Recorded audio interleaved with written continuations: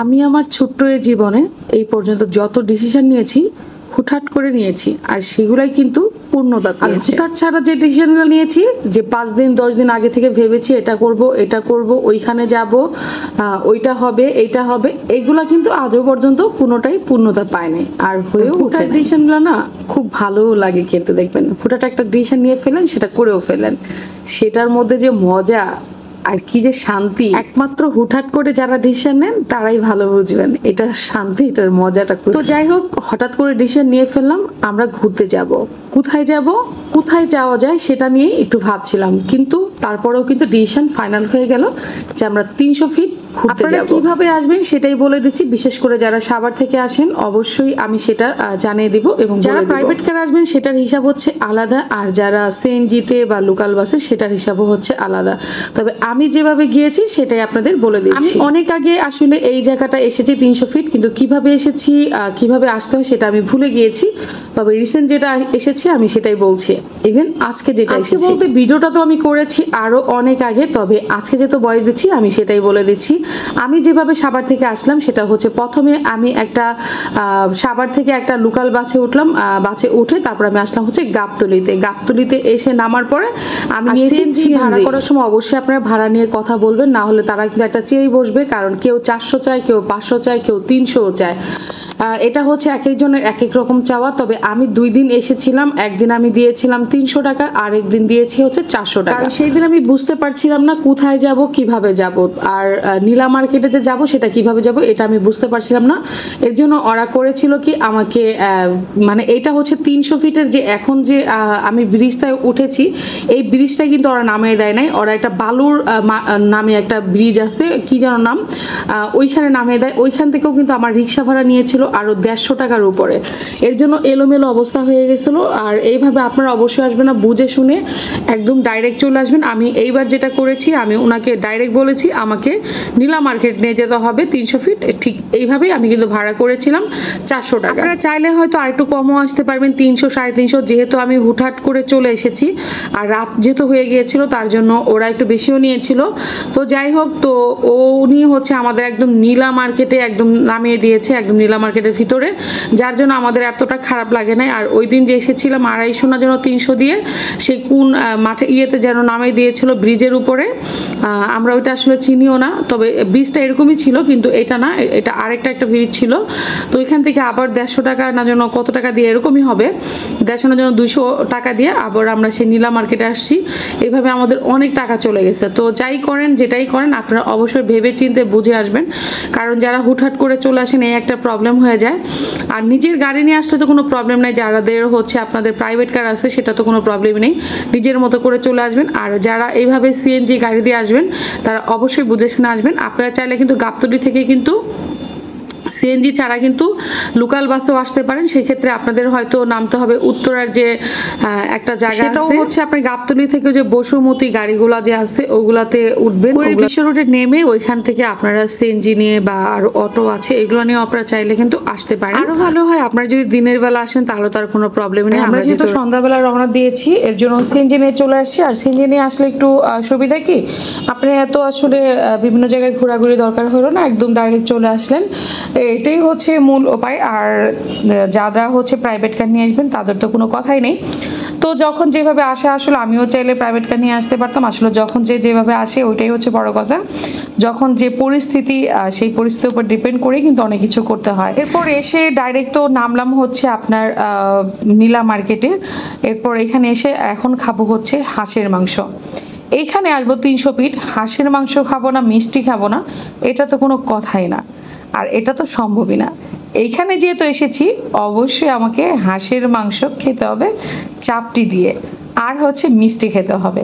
আর এখানে কিছু জিনিস আছে এগুলো আমাকে কিনতে হবে। এরপর অনেক আগে যখন আমরা এসেছি তখন কিন্তু এখানে নাগরদোলায় এই যে কিছু যে রাইডার তৈরি করেছে বাচ্চাদের জন্য, বড় মানুষের জন্য, এগুলো কিন্তু আসলে ছিল না, এগুলো রিসেন্ট আমি দেখতে পাচ্ছি, ইভেন এইবারই দেখতে পেয়েছি। এইবার যখন আমি এসেছি তখনই দেখলাম যে এই ধরনের রাইডারগুলা এখানে করেছে ওরা নতুন করে। তো এটা ভালো করেছে, এটাও একটা বিনোদন। আগে তো আসলে কি হইতো যে আচার খাইতাম, চাপটি খাইতাম আর মিষ্টি খাইতাম, আর এটাই ছিল সবার জন্য। আর এখন কিন্তু আসলে আপনারা বিনোদনও নিতে পারেন, এখানে কেনাকাটাও চাইলে করতে পারেন। এখন সব কিছুরই আসলে এখানে সুযোগ আছে, আর খাবার তো আছেই। তো দেখতে পাচ্ছেন আমি কিন্তু এখানে হাঁসের মাংস নিয়ে নিয়েছি, আর হাঁসের মাংস চাপড়ি দিয়ে খাবো। আর ওদের এখানে হাঁসের মাংসটা খুবই দারুণ ছিল, খুবই দারুণ, খুবই চমৎকার একদম। ওরা নগদ নগদ রান্না করে, যেহেতু এটা শেষ হয়ে যায় থাকার কোনো উপায় নেই, ওদের অনেক সেল হয়। আর চাপড়িটাও কিন্তু দারুণ ছিল। তো আমি কোথাও কোনো দিকে না তাকিয়ে আমি কিন্তু খেয়ে নিচ্ছি, আর কিন্তু বক বক করছি। এইগুলো কিন্তু আসলে আমি কথা বলছিলাম, কিন্তু কথাগুলো হয়েছে কি, আমি যে স্লো মোশনে করেছিলাম সেইখানে কথাগুলো আসলে হয় না, কথাগুলো আওয়াজ আসে না। এটা আমি ভুল করেছিলাম, আমি আসলে জানি না। তো যাই হোক, এর জন্য আমার এখন ভয়েস দিতে হচ্ছে এত কষ্ট করে, না হলে হয়তো ওইখানকার যে কথাগুলো আপনারা সেটাই শুনতেন। তো যাই হোক, আমি কিন্তু হাপুস গুপুস করে খেয়ে নিচ্ছি, কারণ দারুণ ছিল খাবারগুলো, খুবই টেস্টি ছিল। আর 300 ফিটের এই খাবারগুলো কিন্তু অসাধারণ হয়, কারণ একটাই, সেটা হচ্ছে ওরা টাটকা সব কিছু রান্না করে। আর হাঁসের মাংস কি বলবো, অসাধারণ অসাধারণ। সঙ্গে যে ভর্তাগুলো ছিল না, ও মাই গড, বিশেষ করে শুকনা মরিচের যে ভর্তাটা, এটা খেতে যে আমার মনের ভিতর যে কি একটা শান্তি চলে আসছিল, এটা আমি কাউকে বোঝাতে পারবো না। খুবই টেস্টি ছিল, খুবই ভালো ছিল, এত টেস্টি ছিল যেটা বলে শেষ করা যাবে না। তো এইগুলো তো খাওয়া দাওয়া শেষ করলাম। আর দামের ব্যাপারটা, এই চাপড়িগুলো হচ্ছে 20 টাকা করে। আর আপনি গরুর মাংস নেন, মুরগির মাংস নেন, দেশি মুরগির নেন, যাই নেন, সব কিছুই হচ্ছে 250 টাকা প্লেট। এই মাংসগুলা এই 250 টাকায় প্লেট দিতে হবে, আপনি গরু নেন মুরগি নেন, মানে দাম একই। এখানে মুরগি আর গরুর আলাদা কোনো দাম নেই। আপনি দেশি মুরগি, হাঁস নেন, দেশি মুরগি নেন, গরু নেন, সব কিছুই 250 করে। হাঁসটা নিয়েছে এটাও 250, আপনি দেশি মুরগি যদি নেন সেটাও 250, গরুর মাংস যদি নেন সেটাও 250। এখানে যেটাই নেন না কেন দাম কিন্তু 250 টাকা প্লেট। তো যাই হোক, এখানে তো খাবার দাবার শেষ করলাম। আর এই রাইটারগুলোর কথাই আপনাদের বলছিলাম, অনেক আগে যখন আমি এসেছিলাম তখন এই রাইটারগুলো কিন্তু কিছুই ছিল না।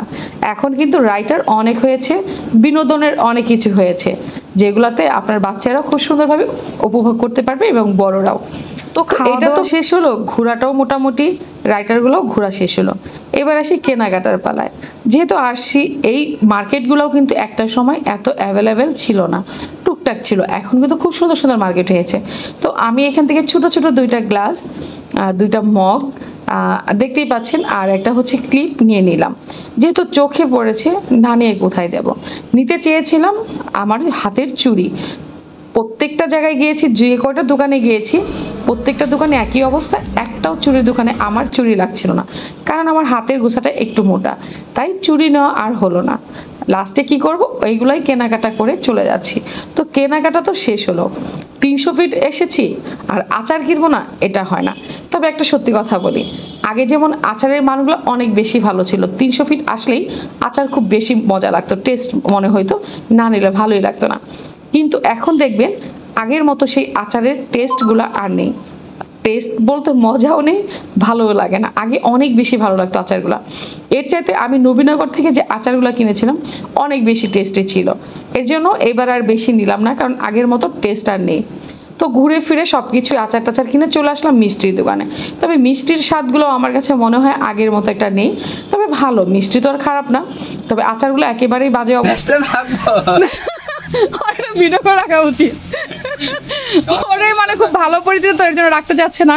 একটা খাইছে, আসলে আজকে খাইতাম না, কারণ পেট অনেক লোড, তারপর খেতে হচ্ছে, কিন্তু তুমি রাখো, সমস্যা না আপু, নেক্সট টাইম রাখবো না, একটা মিষ্টি খাইছেন তুমি পরবর্তীতে যখন 2-3টা রাখবো। হাইতে আমার সাথে দেখা করছেন, এটা অনেক কিছু না, সিরিয়াসলি, মানে আমি হচ্ছে আজকে খাইতাম, কিন্তু মানে অনেক কিছু খাইতে খাইতে এর জন্য। আর তুমি হচ্ছে পরবর্তীতে আসলে যখন আমরা বেশি খাবো তখন একটা দাম রেখে দিও, সমস্যা নাই, কারণ এটা তোমার রাতের বেলা বনির একটা ব্যাপার থাকে, রাখো, সমস্যা নাহলে আমি তোমার বলতাম সমস্যা, বা 2টা খাইলে একটা ফ্রিজ দিত, সেটাও সমস্যা ছিল না। তো যাই হোক, আজকে আমরা এখান থেকে বিদায় নিচ্ছি, আবার দেখা হবে কোনো এক সময় অন্য কোনো দিন।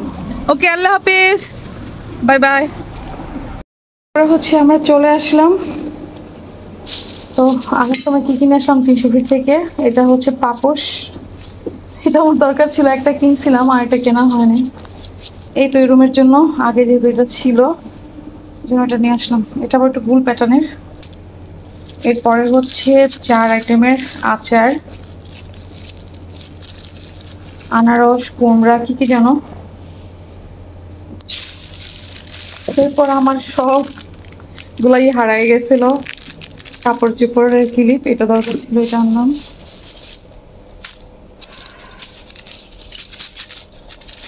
আসলে চুড়িটা কিনতে চেয়েছিলাম কিন্তু কোনো জায়গায় বলতেছিল না যে আমার চুড়ি হবে, পরার চুড়ি আনা হয় নাই।